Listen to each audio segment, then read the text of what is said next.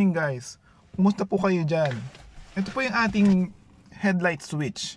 Kung mapapansin nyo po, medyo matigas na at mahirap gamitin. At isa pa, hindi gumagana yung flasher. Hindi na may angat. Kapag binuksan nyo naman po siya, high beam agad. Kapag binaba nyo naman, imbis na mag high beam, naglo-low beam. So, kailangan na po ito siyang palitan talaga.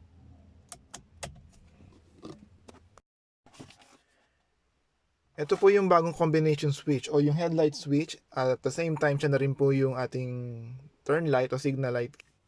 Ito po yung replacement part na gagamitin natin.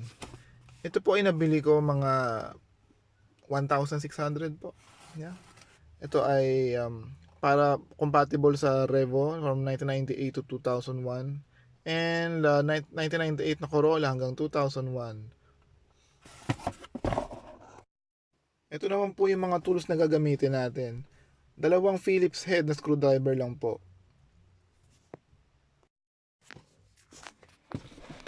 Okay, simulan na po natin. Una po natin gagawin ay ilagay yung susi natin sa on or sa accessories para hindi po mag-lock yung ating steering wheel. Kasi po, meron pong dalawang tornilyo yan dito, dalawang Phillips. Yan, sa kaliwa at sa kanan.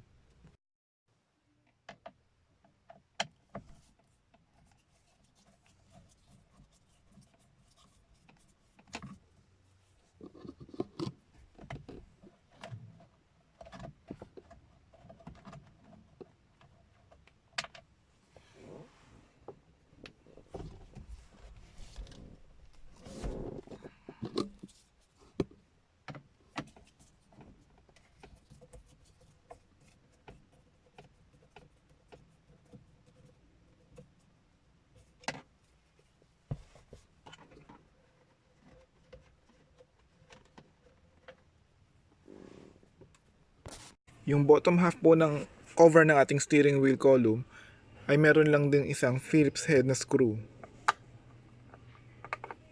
na kailangan natin tanggalin.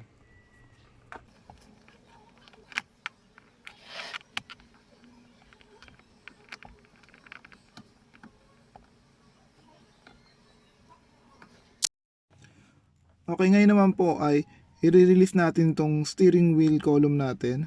Tatanggalin natin tong lock at ibaba para magkaroon tayo ng space para matanggal tong bezel ng gauge cluster. So ito po ating gauge cluster ay may dalawang tornilyo lang, Phillips din po, Phillips head. So pag ganito, mas maganda pong gamitin itong may iksing screwdriver kasi pag yung mahaba, medyo hindi natin makakukuha kagad o mahirapan tayong tanggalin.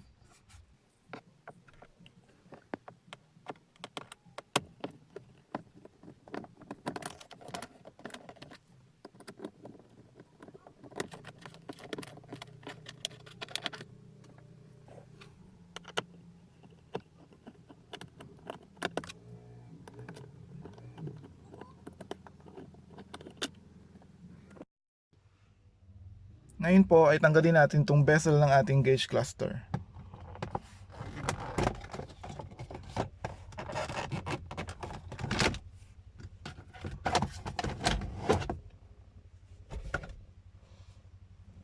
At iangat natin ulit yung ating steering wheel column para matanggal po natin itong bottom part ng cover nitong steering wheel column po natin.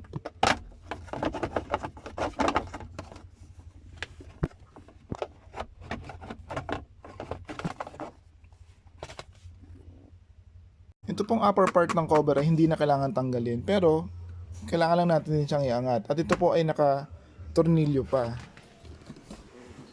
dito sa may ignition key. At tatanggalin din po natin yung tornilyong yun.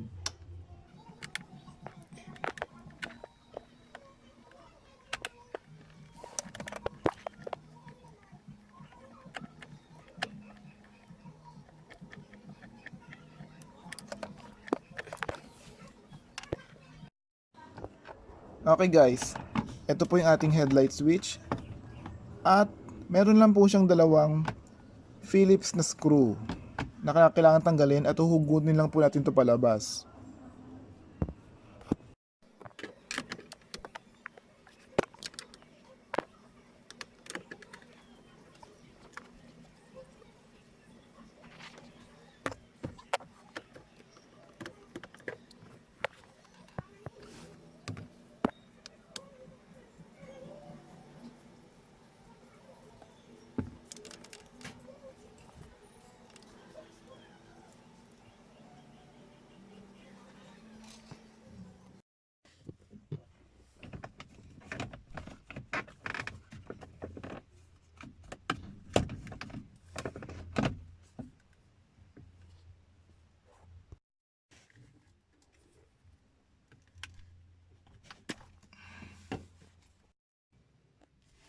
So guys, ito po yung luma o yung sira, and ito yung bago.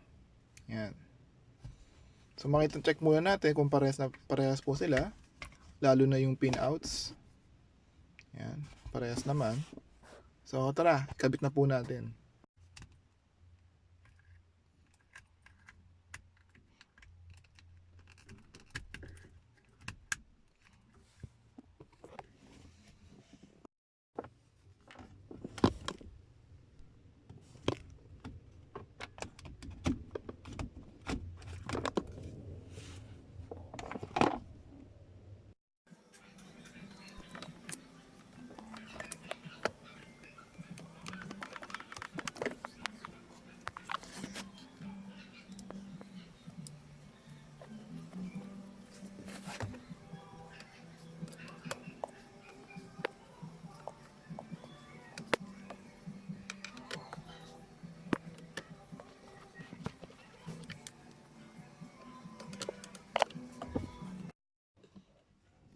Okay, bago po natin ibalik yung cover ng ating steering wheel column, ay subukan po muna natin kung gumagana itong kinabit nating bagong headlight switch.